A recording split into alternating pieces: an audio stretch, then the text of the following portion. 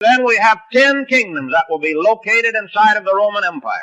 And out of one of the 10, came forth this little horn. He is explained in the 7th chapter, the 24th verse, as another king coming after the 10 and from among the 10. And it tells us how that he overthrows, or will overthrow, 3 of those 10. We'll pluck them up by the roots. We've heard all of our life, no doubt you have, I include you with we, that the Antichrist is going to be a man of peace. That he's going to bring universal peace, universal prosperity. That he's going to come in peaceably and obtain the kingdom by flatteries and bring such universal peace until the world will wonder after him and will literally worship him and submit to him and will say, peace and safety.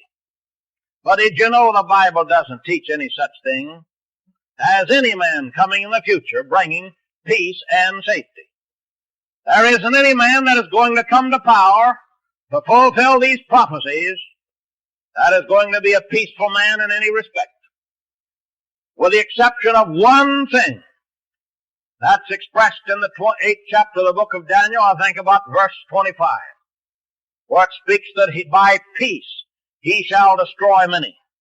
That is, he will make a 7 years covenant with one nation, Israel. He is going to make a covenant of peace with that nation. 7 years covenant, as we'll see in chapter 9. And in the middle of that 7 years covenant, he will break even the covenant with them. But while he has made this covenant of peace with Israel, he is conquering the Gentile nations round about Palestine.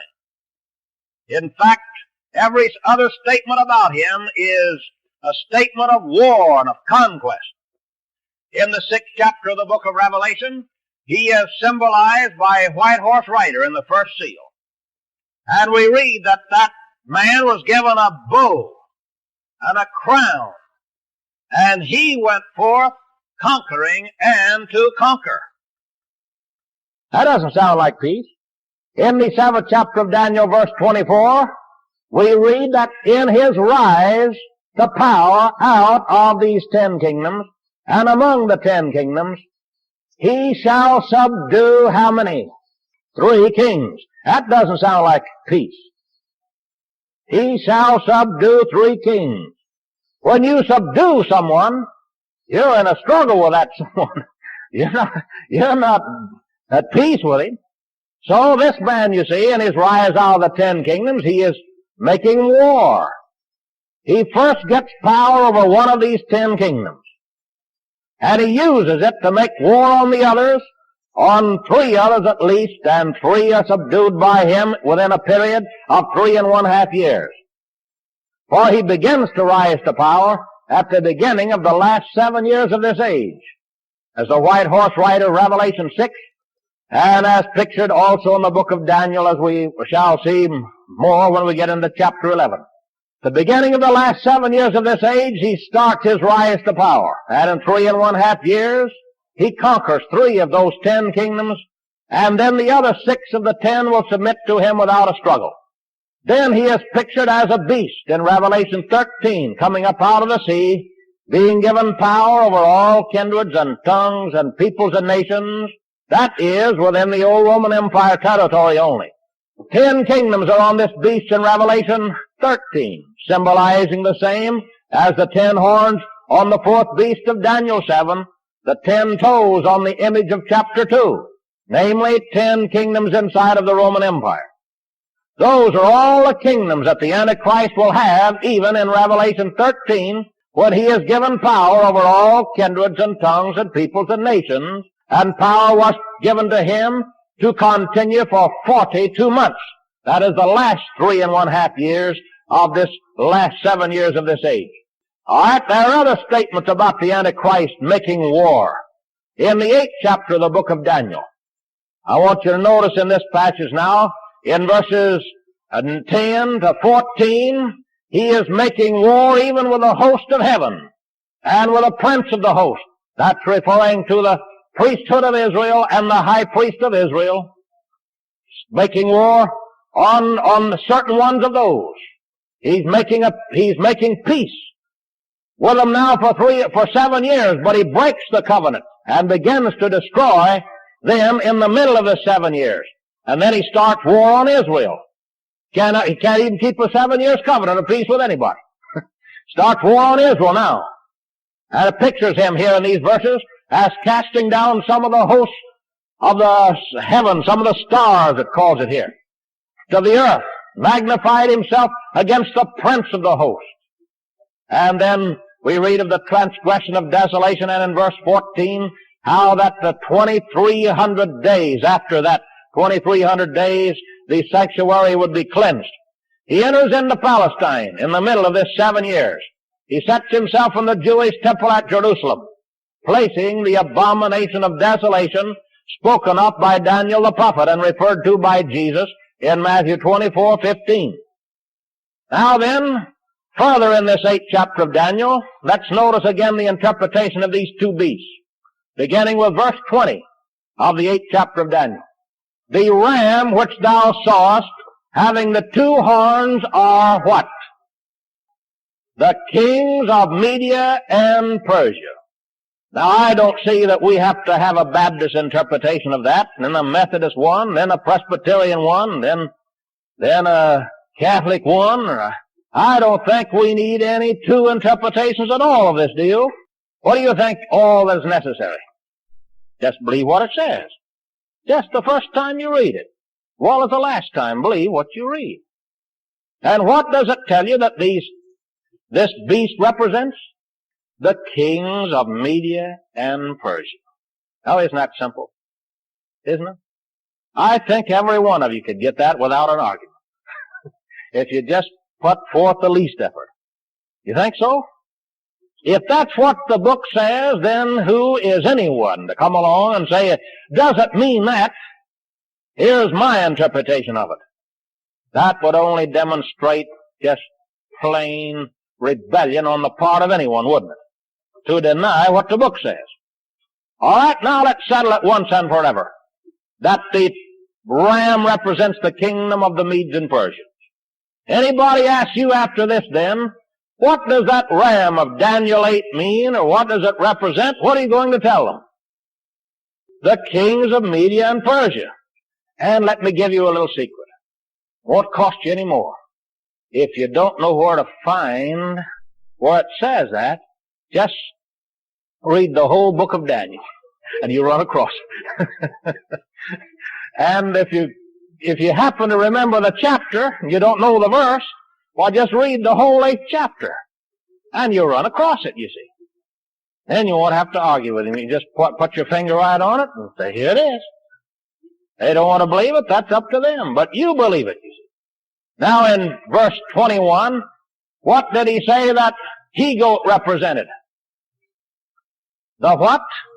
The king of Grecia. The king or kingdom of Grecia.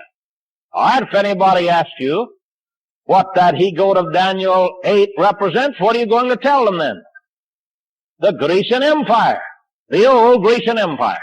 And what did he say that notable horn represented? The first king. Who founded the old Grecian Empire? Alexander the Great. I don't think even Bible scholars will argue with you over that. So that's a historical fact, and you can prove it from history. You might not be able to prove something to people from the standpoint of the Bible, but if you can find some history, they'll more likely believe that. So, just remember that it represents the first king of the old Grecian Empire, or Alexander the Great.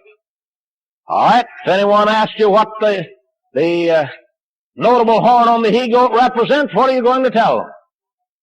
The first king of what? Of the Grecian Empire, first king of Grecia, Alexander the Great. And you can get his name, not in the Bible, but in secular history. All right, we have that explained for us. He saw that notable horn broken off. What would that mean? That king died. He died. Kings don't live forever, you know. They're going to die just like other folk. Always have and always will. All right, that notable horn broken off then symbolizes the death of Alexander the Great. And what happened when that notable horn was broken off? 4 horns grew on the head of the he-goat. And in verse 22, what are those 4 horns explained to be? 4 kingdoms. Are you just guessing, or is that what your book says? Who told you that's what it says? Who told you?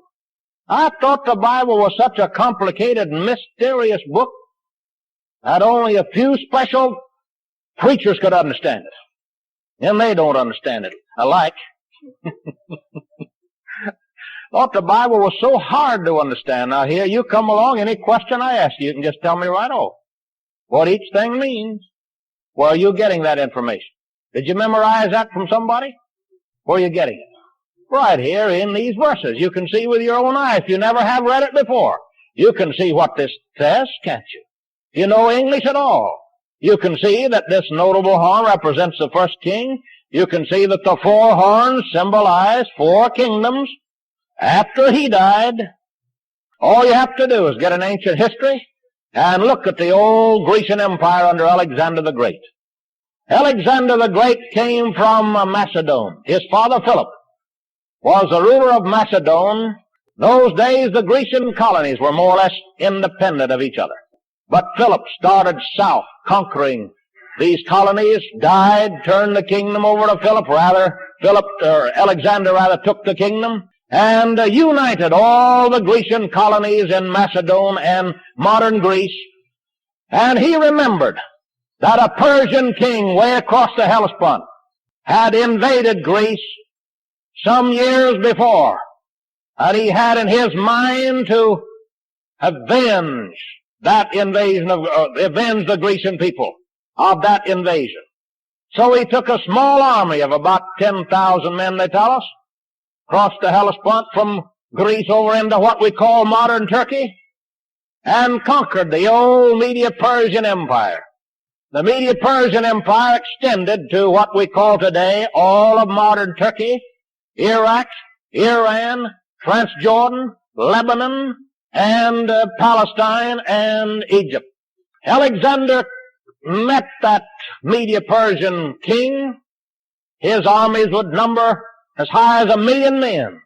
Just a little Greek army fighting with 1,000,000 men. Think of it.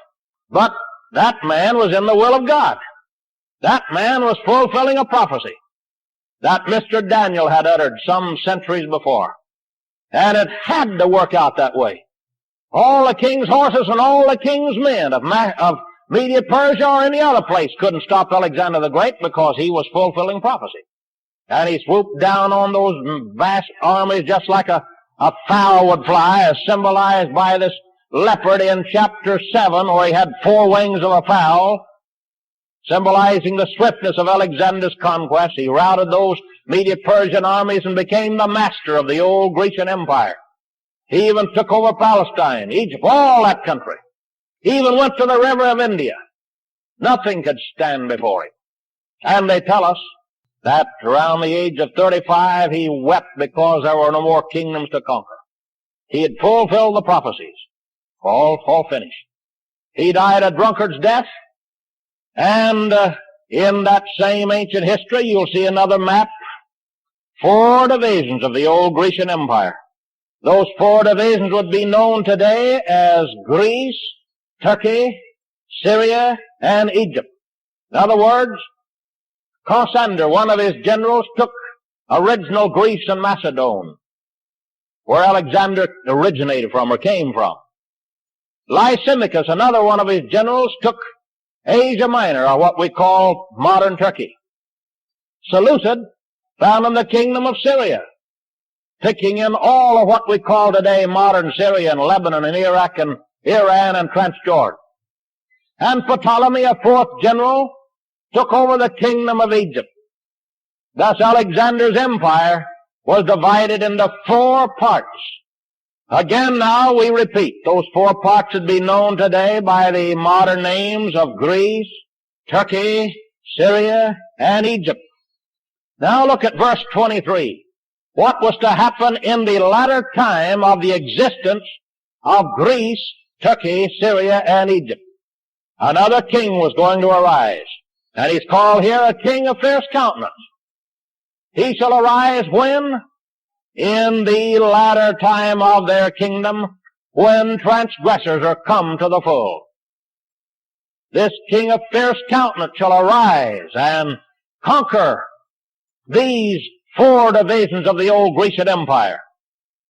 In other words, the verse 9 tells us that out of one of them, out of one of these 4 horns, in the interpretation either out of Greece, Turkey, Syria, or Egypt, would come this king of fierce countenance. Remember now in chapter 7:24, we have the little horn coming out of 10 horns, overthrowing how many? 3 by the help of 1. In chapter 8, these 4 are the ones referred to as the 3 and the 1 in chapter 7. The little horn comes out of one of these 4 Grecian divisions, and he overthrows the other 3 Grecian divisions. That revives the old Grecian Empire under this king of fierce countenance in the days of the coming of Jesus Christ to the earth. Now, how do we know that those are the 3 of the 4 kingdoms and the 3 of the 10 kingdoms that are going to be overthrown? Well, there are many reasons why we know that. Because here in the 8th chapter of Daniel, the kingdoms are narrowed down from 10 kingdoms to 4 of those 10 kingdoms. Definitely singling out now 4 of the 10 kingdoms and forgetting 6 of the 10 altogether. And what 4 of the 10 are referred to in chapter 8? Namely, the 4 original Grecian divisions, which make 4 of the 5 of the eastern divisions of the old Grecian Empire, or the old Roman Empire. Thus we have narrowed down for us, by the prophet, by God through the prophet, the fact that 6 of these 10 kingdoms of the revised Roman Empire would not be in the picture at all in the days of the rise of this little horn overthrowing 3 of the 10. We must limit this prophecy now to 4 of those 10 and forget 6 of those 10, those 10. That's very simple, isn't it, to understand? That's very clear, isn't it? Definitely talking about 4 kingdoms inside of Greece now, you see. And the little horn coming out of one of the 4 Grecian divisions. And since he overthrows 3 others, 3 of the 10, naturally he would overthrow the 3 next to him, wouldn't he? Wouldn't he? Certainly wouldn't skip way across some of those other kingdoms and conquer some kingdom way off. If he's going to make war on this kingdom, he'd conquer the first ones first, wouldn't he? All right, what 4 kingdoms are these now in Daniel 8? Greece, Turkey, Syria, and Egypt. Now then, out of one of them in verse 9 came forth a little horn. Now out of which of these 4 kingdoms will the Antichrist or this little horn appear or come from? Which one of these 4 now? He can come out of any one of the 4 as far as the vision is concerned in chapter 8 now. Didn't tell you which one of the 4. So we're going to have some further information before we can definitely decide which one of the 4 he's coming out of. But in chapter 10, or chapter 7 rather, it doesn't tell you which one of the 10 he is coming from. Just any one of the 10. Anyone could guess. Any one of the 10 be just as definite and biblical as anyone else guessing from another kingdom, you see, if we had only chapter 7 to deal with. Because it doesn't limit his coming, doesn't tell us which one of the 10 he's coming from. So we all guess we could have 10 people. Each one of them choose a different kingdom, and each one of them would be just as right as the other fellow, if we didn't have any further information beyond chapter 7. You see what I mean? Well, now, since we have chapter 8, we can eliminate 6 of these 10 kingdoms, and we don't need to argue at all about 6 of the 10. We can argue now that he is coming from 4 of the 10, namely from Greece, Turkey, Syria, or Egypt. But in chapter 8, it doesn't tell you which one of the 4 And if we didn't have any further information, if we had only chapters 7 and 8, why, 4 of us could argue that he's coming from Greece, he's coming from Turkey, he's coming from Syria, he's coming from Egypt, and each one of the 4 of us would be just as biblical as the other. We could not prove a thing. It'd be just a matter of choice on our part. If we had only chapter 8, you see, and chapter 7. Now, the purpose of chapter 8 over chapter 7 is to narrow down the coming of the future Antichrist geographically from 10 kingdoms to 4 of those 10 kingdoms. Now, that's the purpose of chapter 8, the main purpose. Now then, let me recall to your attention, remind you of what we mentioned last Wednesday night about Russia. So many people talk more about Russia today than any other country when it comes to the subject of prophecy. Seems like Russia is about the only thing many Bible scholars know anything about. We've had so much speculation in the past concerning Hitler when he was in power. Then when Hitler got a little more prominent than Mussolini, why, many prophetical scholars switched to Hitler, got on his bandwagon. And Hitler was the only thing in prophecy for a while. Then both those fellows passed away, and then many thousands of Bible scholars concentrated from then on Joe Stalin. All they could talk about is Joe and Russia. Joe and Russia. Now, Joe's gone. They'll have some more men as time comes and goes to talk about. But you'll notice this, they've been talking about men that the Bible never did have in mind. They've been talking about countries the Bible never did have in mind as being the country from which the Antichrist will come. Let me prove it to you this way now. Take, for example, Mussolini. We've had so many thousands of books written on Mussolini, and many prophetical scholars concentrating upon that man as being the future Antichrist. Where did Mussolini come from of these 10 kingdoms, or rather which part of the old Roman Empire? Italy. Italy. All right. Now, if we did not have chapter 8, it would have been just as scriptural to speculate about Mussolini from Italy as any other of the 10 kingdoms, you see, if we did not have chapter 8. But since we have chapter 8, we have to forget about Italy or any man from Italy, including the Pope of Rome or anyone from Italy. Today, many scholars teach that the Pope of Rome will be the Antichrist. But that's just as far from Scripture as Mussolini would be the Antichrist. Both of them are absolutely impossible as far as being the Antichrist is concerned when we come to chapter 8, because out of either Greece, Turkey, Syria, or Egypt will come this man, you see. So anyone from Italy, anyone from the Vatican, forget about them. You see how that does away with anyone from Italy? Because Italy never was conquered by Alexander the Great. Italy never was a part of the 4 divisions of the old Grecian Empire after Alexander the Great. So you can just forget about any man that will ever come from Italy in the future. As well as in the past, they could have forgotten about Italy and about Mussolini and the Pope of Rome without any effort at all. They had just believed one simple little verse.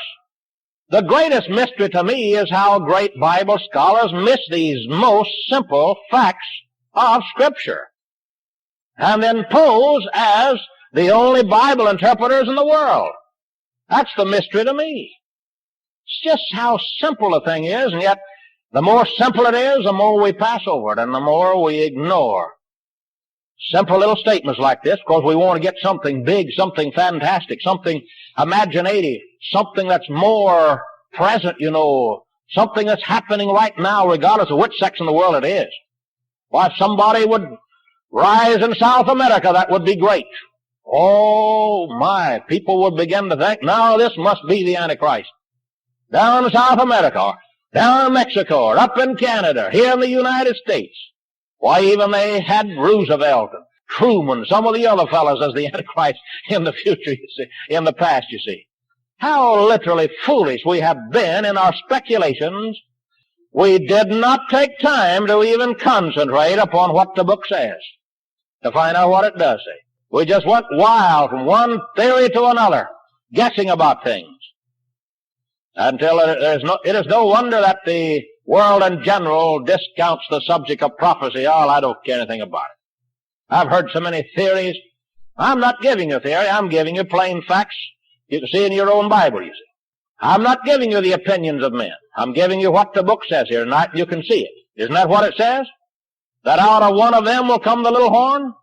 All right, forget anybody from Italy. Forget anybody from Spain. Forget anybody from Portugal and from France and from England, the United States, any North and South American republic. Forget anyone from Africa except Egypt. And we'll have to forget her when we get a little further over in Daniel. Forget any part of Africa outside of Egypt, because Egypt was the only part of Alexander's empire. From Africa, you see. Forget any part of Asia outside of Syria and Turkey. Forget anybody from any country in Europe outside of Greece.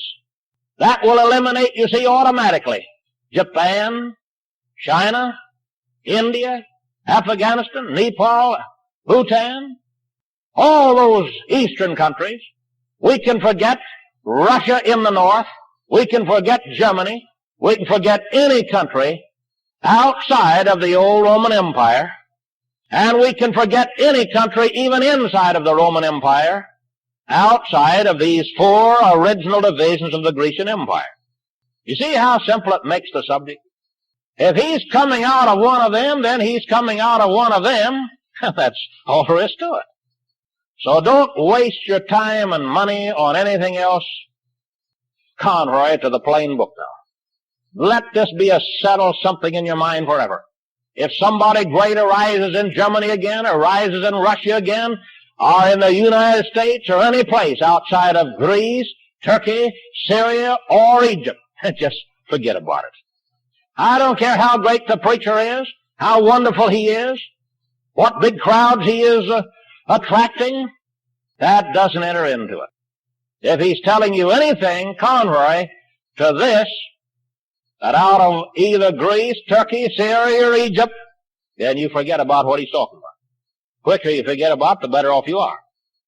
And you just say, now that isn't what I read in the 8th chapter of Daniel, and I'm not going to believe it.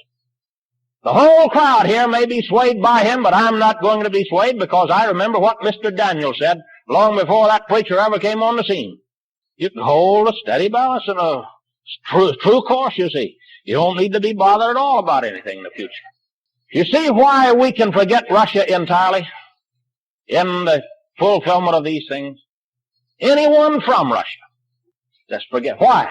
Because Russia never was conquered by Alexander the Great, never was a part of the old Grecian Empire, never was a part of the four divisions of the old Grecian Empire, out of which Antichrist must come. What about Germany? Same reason. United States? Same reason.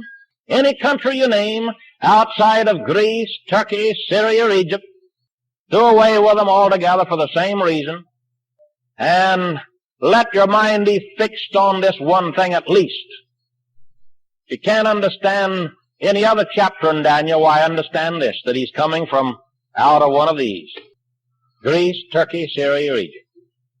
All right, now so much for the 8th chapter of Daniel. The idea now, chapter 2, might go over that just briefly again for you. Chapter 2, you have 10 toes, symbolizing the same 10 kingdoms beside the Roman Empire that the 10 horns of Daniel 7 symbolize.